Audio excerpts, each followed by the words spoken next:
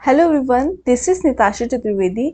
और as you know कि मैं कंप्यूटर साइंस से रिलेटेड एग्ज़ाम की तैयारी कराती हूँ। तो अभी रेलवे टेक्नीशियन की वैकेंसी आई हुई है, जिसमें कि ग्रेड 1 के आप सभी ने, जिन लोगों ने भी फॉर्म फिल करे होंगे, तैयारी कर रहे होंगे, तो एग्ज़ाम कभी भी हो सकता है आपका। अब एग्ज़ाम में कंप्यूटर साइंस आने वाली है, तो कंप्यूटर साइंस क्योंकि कंप्यूटर मेरा सब्जेक्ट है, तो कंप्यूटर तो मुझे पढ़ाना पड़ेगा। तो कंप्यूटर से रिलेटेड क्लासेस मैंने एस प्रॉमिस किया था कि मैं 1 अगस्त से लेकर आऊँगी, 1 अगस्त से। तो आज की क्लास हम स्टार्ट करते हैं। और ये मैंने हिंदी इंग्लिश दोनों में क्वेश्चन दिए थे, तो जो लोग हिंदी और इंग्लिश दोनों की डिमांड करते हैं, उनका भी ये डाउट दूर हो जाएगा। जो भी लोग रेलवे टेक्नीशियन ग्रेड 1 की तैयारी कर रहे हैं, या फिर रेलवे से रिलेटेड या कंप्यूटर साइंस जनरल से रिलेटेड किसी भी एग्जाम की तैयारी कर रहे हैं, उनके लिए वीडियो हेल्पफुल होने वाला है। तो वीडियो को एंड तक देखना बिल्कुल ना भूलें। और जो भी लोग आपके नियर और डियर वंस हैं, उनके साथ ये वीडियो शेयर कर दें। हम लोग क्लास स्टार्ट करते हैं। Let's have a look. Question number first है, ये बेसिक कंप्यूटर से लेकर जो आपके लास्ट तक के कंप्यूटर्स के क्वेश्चंस हैं, यानी 1000 2000 मैक्सिमम जितने क्वेश्चन होंगे आपके एग्जाम में बन सकते हैं, मैं सारे क्वेश्चन आपको इसी चैनल के माध्यम से डिस्कस कर दूंगी।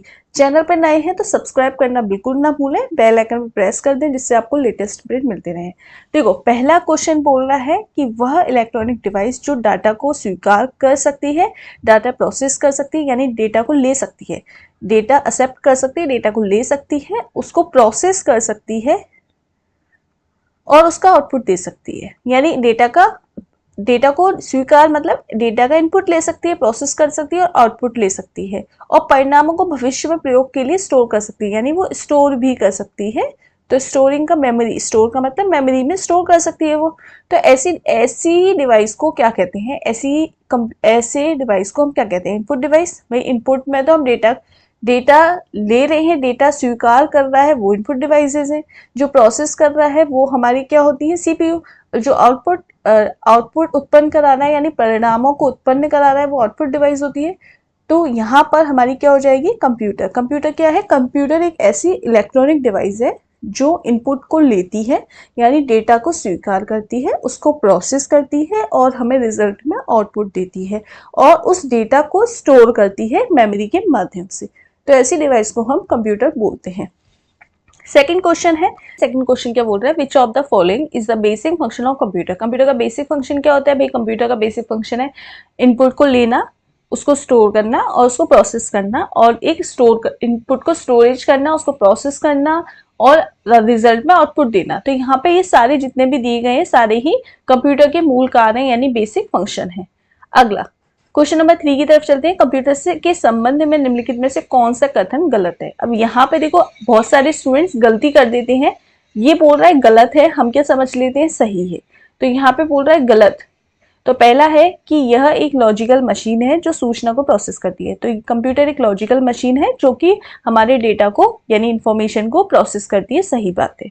दूसरा है, इसमें कोई भी सूचना स्टोर हो सकती है, यानी इसमें डेटा स्टोर हो सकता है, इंफॉर्मेशन स्टोर हो सकती है, यह उस तक पहुंच सकता है, यानी इसमें डेटा स्टोर हो जाता है हमारा। तीसरा, इसमें कोई भावावेश नहीं होता, इसकी अपनी कोई भावना या चाहत नहीं होती, मतलब इसमें एक तरह से इमोशन नहीं होता। तो सही बात है, कंप्यूटर के अंदर अपना कोई इमोशन नहीं होता, जैसा आप इनपुट देंगे वैसा ही हमें आउटपुट देगा। फोर्थ है कि यह अपने अप्रतिबंधित ढंग से अपनी सूचना तक पहुंचा। अप्रतिबंधित ढंग से क्यों होगा? अप्रतिबंधित ढंग मतलब कि कैसी भी सूचना पहुंचा देगा, कुछ भी डेटा इधर से उधर ट्रांसफर कर देगा, ऐसा थोड़ी ना होता।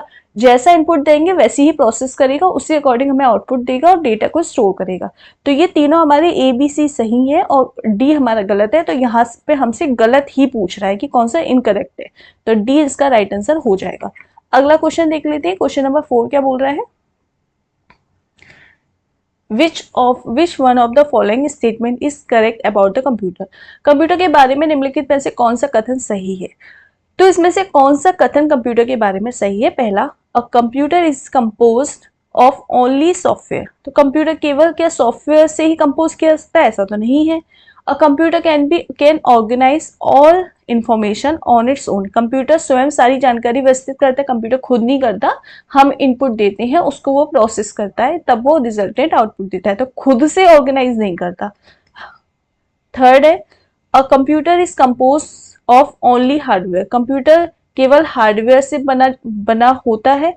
नहीं, कंप्यूटर में हार्डवेयर भी होते हैं, सॉफ्टवेयर भी होते हैं, तो कंप्यूटर सिर्फ हार्डवेयर से बना होता है, ये बात कहना गलत है।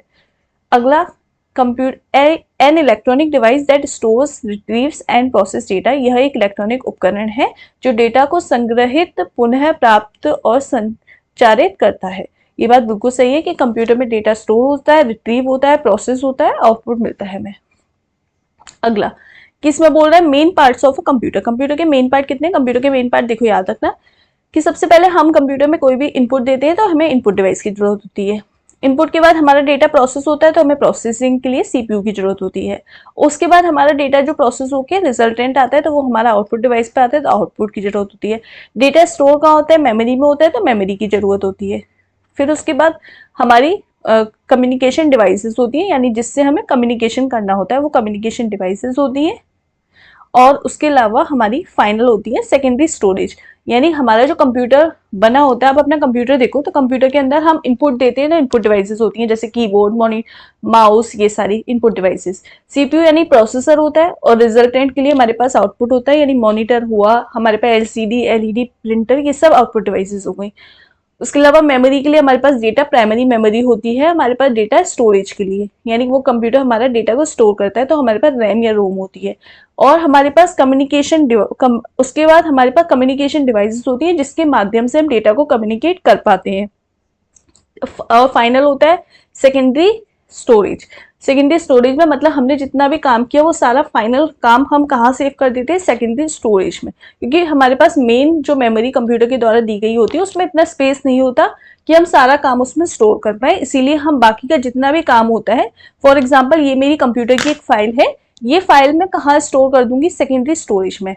और जो कंप्यूटर के द्वारा दी गई हमारे पास मेमोरी होती है, प्राइमरी मेमोरी, उसमें इतना डेटा नहीं होता, उसमें कुछ जीबीज होता है कि हम उसको स्टोर कर पाए। जैसे अभी मैं आपको पढ़ा रही हूँ, या अभी आप एट प्रेजेंट माइक्रोसॉफ्ट एक्सेल पे या पावर पॉइंट पर वर्क कर रहे हैं, या व्हाट्सएप चला रहे हैं एग्जाम्पल के तौर पर, तो वो व्हाट्सएप का जो डेटा आप प्रेजेंट में जो व्हाट्सएप चला रहे हैं वो यूज हो रहा है प्राइमरी मेमोरी से, लेकिन जो पूरा का पूरा एप्लीकेशन सॉफ्टवेयर है, या पूरा का पूरा जो सॉफ्टवेयर है माइक्रोसॉफ्ट पावर पॉइंट का, एक्सेल का, व्हाट्सएप का, फेसबुक का, वो कहाँ स्टोर है? वो सेकेंडरी स्टोरेज में जो स्टोर है, तो वो सेकेंडरी स्टोरेज, तो सेकेंडरी स्टोरेज वजह से नीड होती है। तो मेन पार्ट कंप्यूटर के क्या क्या है? इनपुट 1, 2, 3, 4, 5, 6, तो 6 पार्ट्स कंप्यूटर के हैं, ये याद रखना।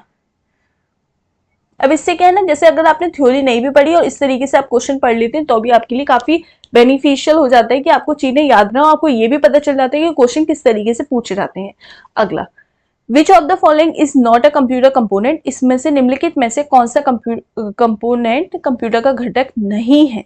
देखो, एएलयू है, सीपीयू है, मेमोरी है, या पेपर है। तो देखो भाई, एएलयू कंप्यूटर का घटक है। एएलयू क्या है? Arithmetic logical unit. हमारे सीपीयू के अंदर हमारे कोई पूछे सीपीयू के कितने पार्ट होते हैं, तो सीपीयू के आप बताएंगे 3 पार्ट। कौन कौन से होते हैं? ALU, arithmetic logical unit. अब इसमें क्या होता है? इसमें हमारा जो डेटा होता है वो अरिथमेटिक ऑपरेशन, जैसे कि प्लस, माइनस, मल्टीप्लीकेशन, डिवाइड, ये सारे एक्सेट्रा, ये सारे जो ऑपरेशन परफॉर्म होते हैं वो हमारे अरिथमेटिक लॉजिकल यूनिट में होते हैं। लॉजिकल ऑपरेशन मतलब जैसे ग्रेटर देन, लेसर देन, और एंड, ये एक्सोर, यानी ये सारे जो ऑपरेशन परफॉर्म होते हैं वो हमारे लॉजिकल ऑपरेशन परफॉर्म होते हैं।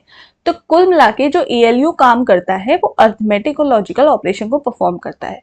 सेकेंड पार्ट होता है सीयू, जो कि पूरे सिस्टम को कोऑर्डिनेट करता है, कंट्रोल करता है। सीयू यानी कंट्रोल यूनिट। फोर्थ वन होता है एमयू। एमयू यानी मेमोरी यूनिट। जो भी हमारा डेटा है वो कहाँ स्टोर हो रहा है? मेमोरी में। तो थर्ड होता है मेमोरी यूनिट। कोई पूछे सीपीयू के कितने घटक हैं या सीपीयू के कितने कंपोनेंट हैं, आप बताएंगे 3। कोई पूछे कंप्यूटर के कितने हैं, तो आप बताएंगे 6। कौन कौन से होते हैं? इनपुट,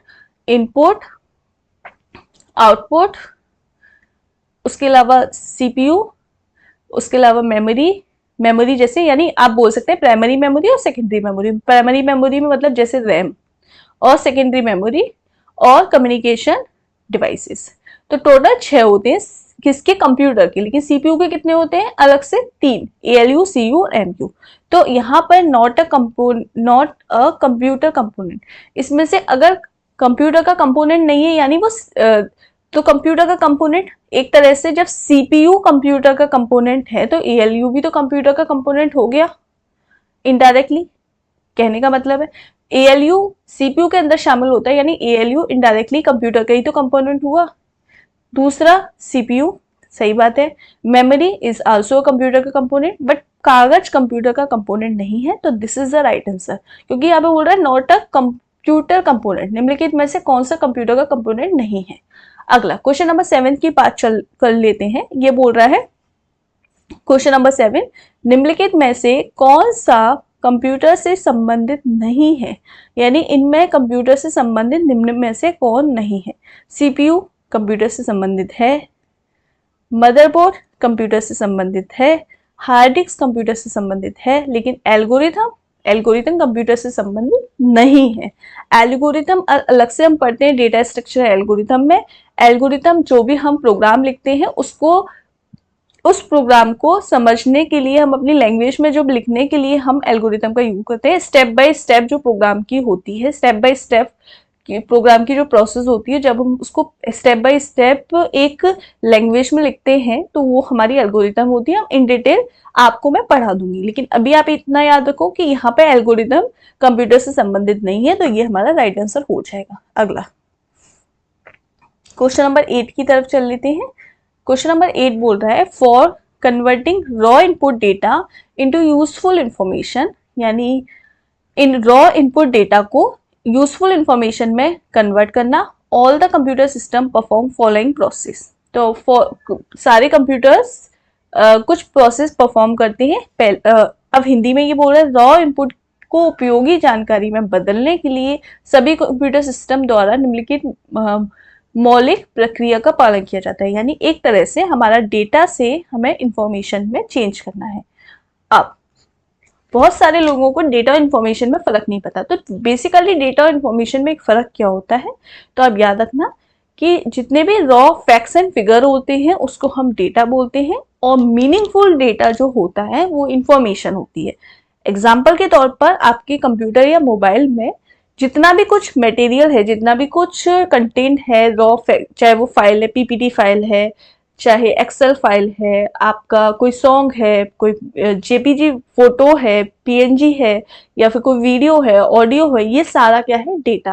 पर अब इस डेटा में से आपको क्या मीनिंगफुल जरूरत है, यानी किस डेटा की जरूरत है अब एट प्रेजेंट, वो हमारी क्या हो गई, इंफॉर्मेशन। क्लियर, समझ में आ गया डेटा और इन्फॉर्मेशन। तो यहाँ पे यही बोल रहा है for converting raw input data into useful information, data में से यूजफुल इंफॉर्मेशन में कन्वर्ट करना की जो प्रोसेस होती है वो क्या होती है। पहला input store process output control, बोल रहा है इनपुट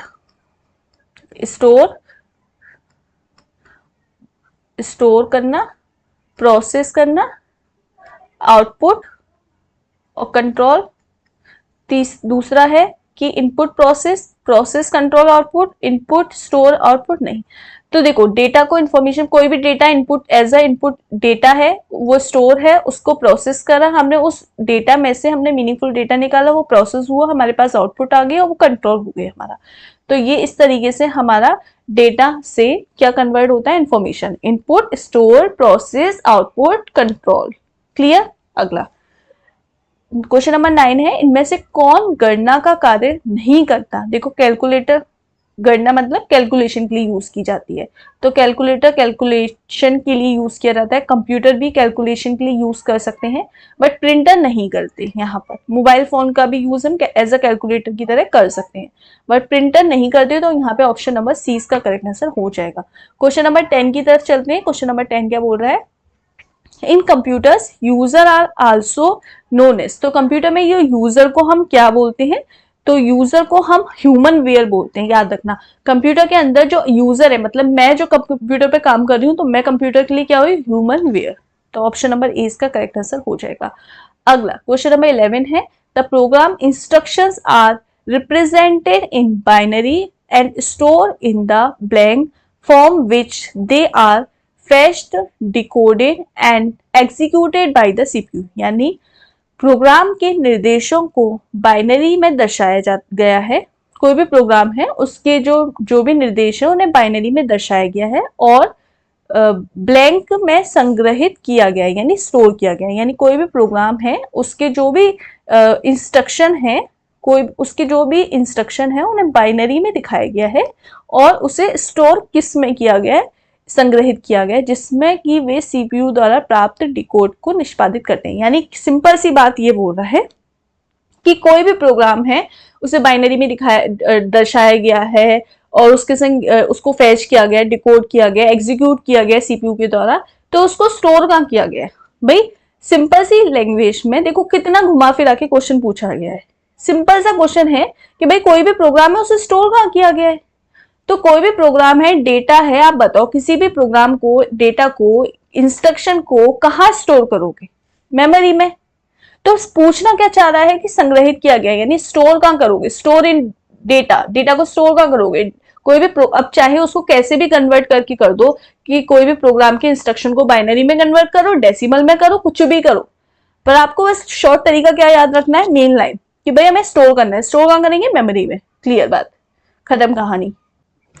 नेक्स्ट क्वेश्चन बोल रहा है which of the following is a CPU register is used to store data and intermediate result produced by ALU. यानी निम्नलिखित में से किस सीपीयू रजिस्टर का उपयोग डेटा और एएलयू द्वारा उत्पन्न किए गए मध्यवर्ती परिणामों को संग्रहित करने के लिए किया जाता है। यानी कि डेटा को, कि सीपीयू का जो सीपीयू रजिस्टर होता है उसमें जो डेटा का जो मतलब अभी जो हम डेटा पर वर्क कर रहे हैं, तो उस डेटा को इंटरमीडिएट रिजल्ट को प्रोड्यूस करने के लिए हम किस तरीके के रजिस्टर का यूज करते हैं। तो देखो जो रजिस्टर्स होते हैं ये हमारे मेन मेमोरी का टाइप नहीं होते, यानी सीपीयू में मेन मेमोरी का टाइप नहीं होते।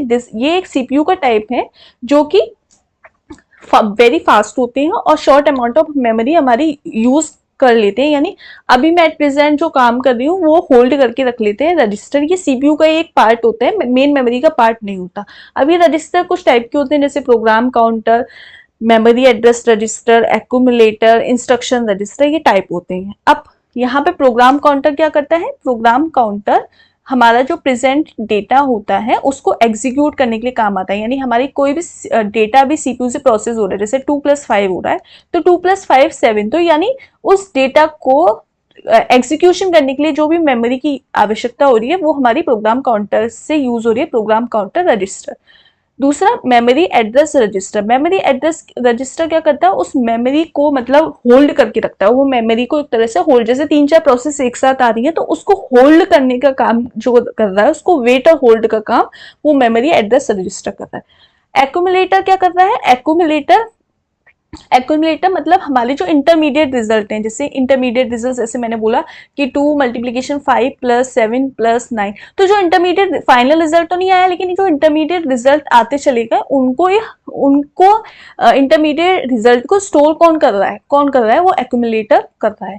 तो यहाँ पे यही पूछ रहा है कि हमारे इंटरमीडिएट यानी मध्यवर्ती रिजल्ट को कौन सा रजिस्टर सीपीयू में स्टोर करके रखता है, वो करता है एक्यूमुलेटर। कभी भी आपसे पूछा जाए कि जो इंटरमीडिएट रिजल्ट है या फिर बोला जाए कि मध्यवर्ती जो परिणाम है एक सीपीयू के अंदर, उनको होल्ड कौन करके रखता है, उनको होल्ड करके या होल्ड करना या स्टोर करना वो करता है एक्यूमुलेटर। बस इतना ध्यान रखो। क्वेश्चन नंबर 13 की तरफ चलते हैं। A person is called a computer literate. एक पर्सन कंप्यूटर लिटरेट कहलाता है if he and she just able to. कोई भी व्यक्ति कंप्यूटर में साक्षर कहलाता है यदि वह सक्षम हो केवल रन नीड बेस्ड एप्लीकेशन, कि जो भी बेस्ड एप्लीकेशन है, आवश्यक एप्लीकेशनों को चलाने में अगर कोई भी व्यक्ति सक्षम है तो वो कंप्यूटर में लिटरेट कहलाता है। सही बात है। दूसरा क्रिएट एंटीवायरस सॉफ्टवेयर। नहीं, ऐसा तो नहीं है कि हर व्यक्ति जो एंटीवायरस सॉफ्टवेयर बना ले वही कंप्यूटर में लिटरेट कहलाएगा, ऐसा तो नहीं है। सी राइट प्रोग्राम। हर कोई प्रोग्रामर तो नहीं होता है बट कंप्यूटर चलाना आना चाहिए, मतलब बेसिक नॉलेज अगर आपको है कि आप बेसिक एप्लीकेशन कंप्यूटर के वर्क कर लेते हैं, यानी आप कंप्यूटर में लिटरेट कहलाएंगे। तीसरा हैक आधा कंप्यूटर, दूसरे के कंप्यूटर को हैक करोगे तभी आप क्या कंप्यूटर में लिटरेट कहोगे, ऐसी कोई बात नहीं है। ठीक है, तो ऑप्शन नंबर ए इसका करेक्ट आंसर हो जाएगा। अगला क्वेश्चन नंबर 14 की तरफ चलते हैं।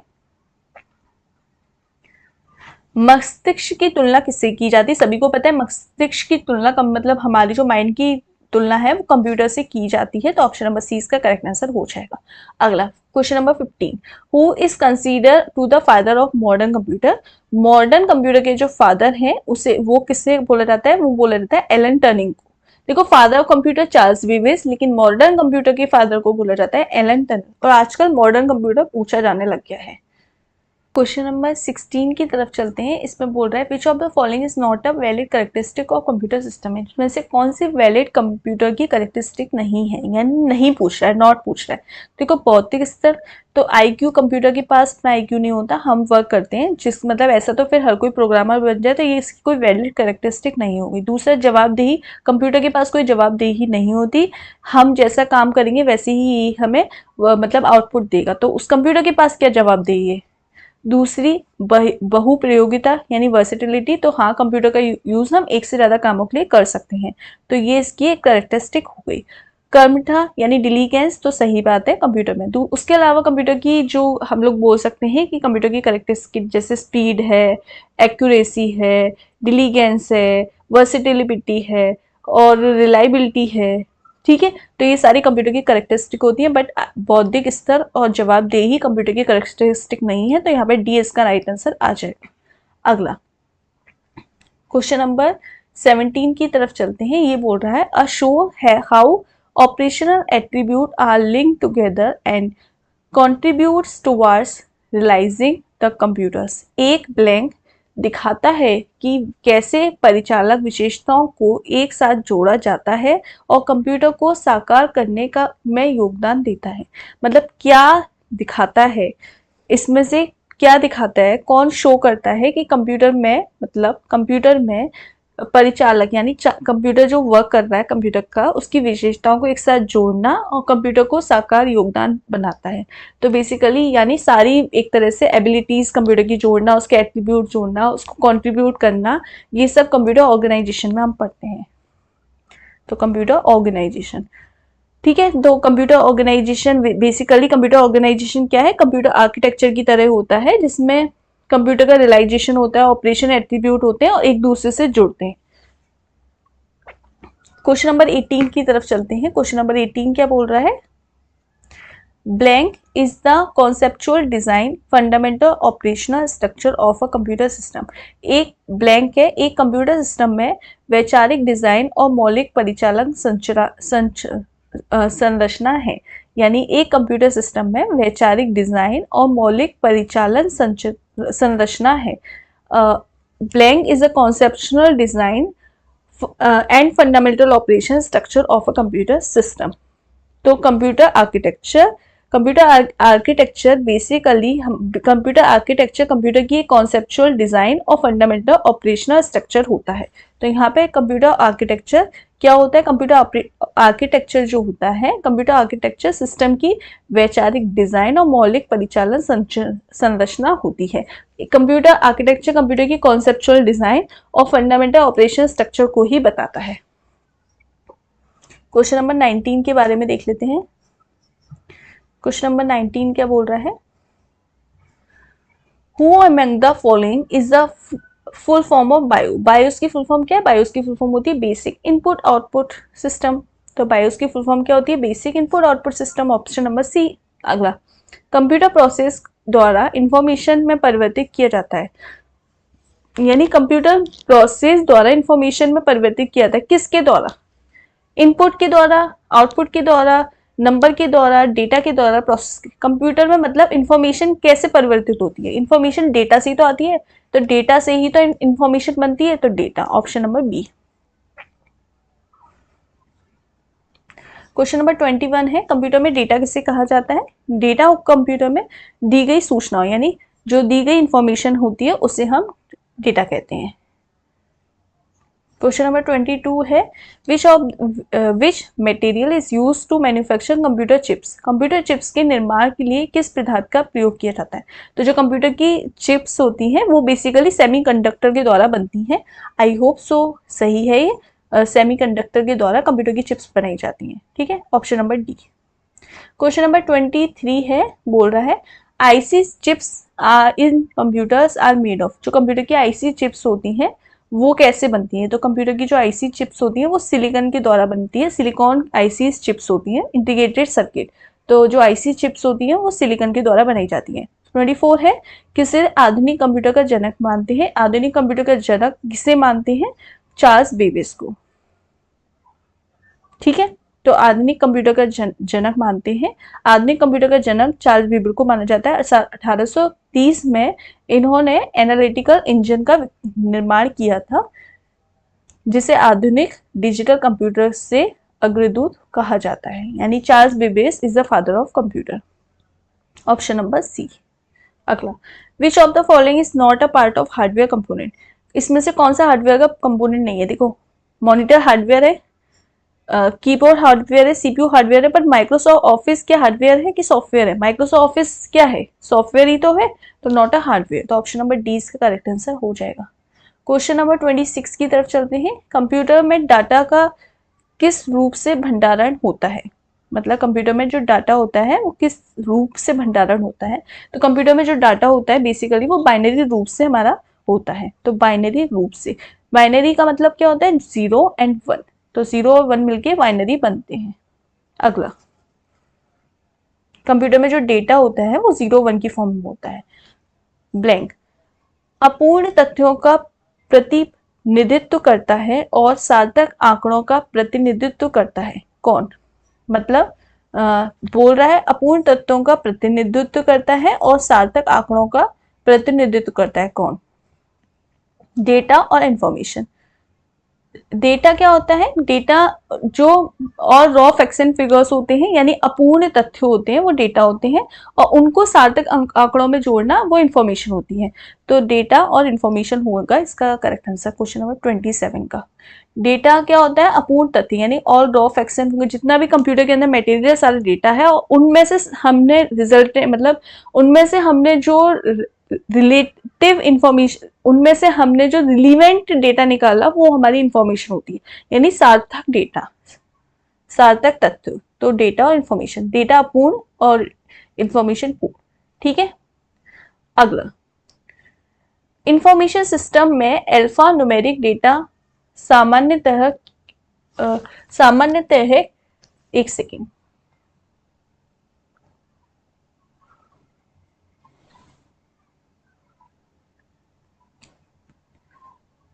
Question number 28। इंफॉर्मेशन सिस्टम में अल्फा न्यूमेरिक डेटा सामान्यतः क्या होता है? अल्फा न्यूमेरिक डेटा क्या होता है? वाक्यों, पैराग्राफ होते हैं? नहीं। नंबर अल्फाबेटिक्स करेक्टर होते हैं? सही बात है, नंबर होते हैं, अल्फाबेटिक करेक्टर होते हैं, सही बात है। दूसरा, ग्राफिक और फिगर होते हैं? नहीं। मानक ध्वनि और अन्य ध्वनियां? नहीं, इनमें से कोई नहीं। मतलब जो बेसिकली अल्फा न्यूमेरिक मतलब क्या होता है? जो नंबर होते हैं और अल्फाबेटिक करेक्टर होते हैं, जैसे कि ABCD, जैसे मैंने बोला A1 2, तो ये क्या है? अल्फा न्यूमेरिक ही तो है। ठीक है, और इस तरीके से अगर अल्फा न्यूमेरिक सिंबॉलिक आ जाए तो इसमें स्टार, डॉलर का साइन और ग्रेटर देन, लेसर देन भी इंक्लूड हो जाते हैं। तो alpha numeric symbol, alpha numeric symbolic data. अभी यहाँ पे अल्फा न्यूमेरिक की बात की जा रही है, तो इसी वजह से यहाँ पे क्या हो जाएगा? नंबर और अल्फाबेटिक करेक्टर। क्वेश्चन नंबर 29 की तरफ चलते हैं। कंप्यूटर पर जानकारी ब्लैंक के रूप में स्टोर की जाती है? एनालॉग डेटा के रूप में, डिजिटल डेटा के रूप में, मॉडर्न डेटा के रूप में, वाइट्स डाटा, या इनमें से कोई नहीं? तो कंप्यूटर में जो जानकारी स्टोर की जाती है वो स्टोर की जाती है, तो कंप्यूटर की जो जानकारी होती है वो 0 और 1 के रूप में स्टोर की जाती है, और ये 0 1 क्या कहलाता है? डिजिटल डेटा कहलाता है, डिजिटल डेटा। तो इस वजह से ऑप्शन नंबर 20 का करेक्ट आंसर हो जाएगा।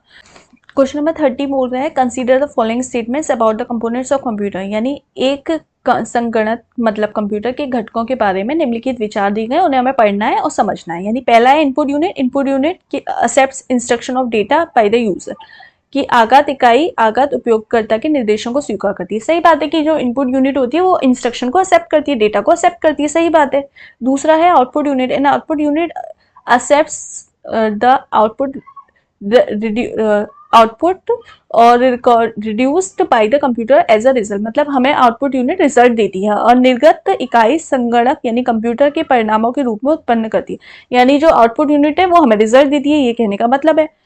थर्ड है memory unit. It incorporates to store a input enter through the input unit before the processing start, यानी स्मृति इकाई इसके कार्यों को प्रसंस्करण के प्रारंभ होने के पहले आघात इकाई के द्वारा दर्ज आघात संग्रह सम्मिलित है, यानी एक तरह से डेटा को स्टोर कर रहा है मेमोरी यूनिट, ये कहने का मतलब है। तो सही बात है। फोर्थ है central processing unit, it is a hardware device, ये हार्डवेयर डिवाइस होती है। A computer that carries out the instruction and computer program. Central processing unit एक संगणक कंप्यूटर के भीतर का हार्डवेयर होता है जो कंप्यूटर के प्रोग्राम के निर्देशों को कार्यान्वित करता है, यानी एक तरह से डेटा को प्रोसेस कर रहा है। जो हम इनपुट दे रहे हैं उस इनपुट को ये प्रोसेस कर रहा है और हमें रिजल्ट में आउटपुट दे रहा है। सेंट्रल प्रोसेसिंग यूनिट ये कर रहा है। तो यहाँ पे ये चारों ही ऑप्शन करेक्ट होंगे, तो यहाँ पे इसके ऑप्शंस नहीं दिए पर ऑप्शन इसके नहीं दिए, तो हम लोग ये सारे इसके चारों ही ऑप्शन करेक्ट है। बाकी हम नेक्स्ट क्लास में डिस्कस करेंगे। मिलते हैं नेक्स्ट क्लास में, तब तक के लिए goodbye and have a nice day.